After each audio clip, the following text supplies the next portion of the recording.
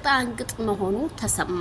ታዲያ ዳኒ ሪያል ሾው ማይክል ጃክሰንን ያንተ ህይወት እንዴት ነው ብሎ ቢጠይቀውም ፍቅር እንደዛ ከፍቅር ጋር የሆንከው ለምንድን ነው ቢለው ፍቅርን አታቃትም፣ ፍቅር በመጀመሪያ ከማንምና ከምንም መጀመሪያ የመጣይ ስለሆነ እሷን ለይቼ ነው የማቃት በማለት ዛሬ ደግሞ ኬቡን ደፋ አድርጎ መጥቷል ማይክል ጃክሰን ማለት ነው።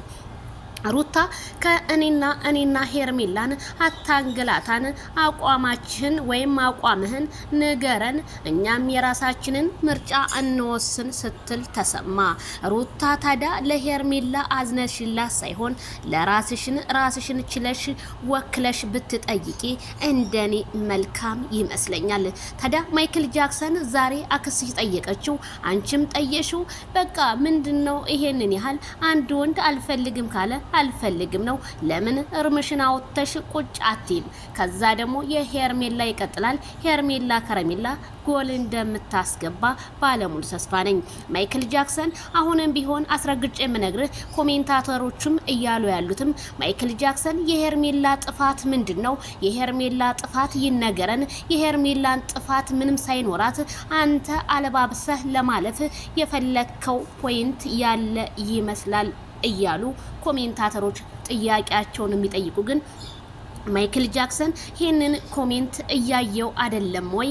እንደውም በውስጥ ልላክለት እኔ በማለት ዛሬ ሀሳብ ላይ ነኝ። በዳኒ ሪያል ሾው ቤት እንዳለ ኮሜንቱ የሄርሜላ ጥፋት ነው። አዎ ሄርሜላ እንደ እውነታው በጣም ተወዳጅን በቅርቡ ሰዓት ያፈራች ብትሆንም ግን ያንተ መልስና የሄርሜላ ተግባር በጣም ልዩነት አላቸው። አንተ ከታመምክ ጀምሮ አለሁይ ብላ ከወንድምህና ከእህት ጋር ስትሯሯጥ የነበረችን ልጅ ዛሬ እንዴት እንዲሁ በማንም ጥፋተኛ እሷን ሊወክላት አይችልም? ዜድዬ እባክሽ ፍትህ። ይሄ ለማይክል ጃክሰን ይድረስ ላላችሁ ቪዲዮዬን ስለምትሰማው ማይክልዬ ቆርጣችንን አሳውቀን። በዛሬው ቪዲዮ እንደውም እኔ ደስ ብሎኝ ነበረ፣ ግን ውስጡ ሌላ ታሪክ ሆነ። ምክንያቱም አበባው ተሰጥቶ የተለያዩ ኢቲሲ ብዙ ነገሮች አሉ።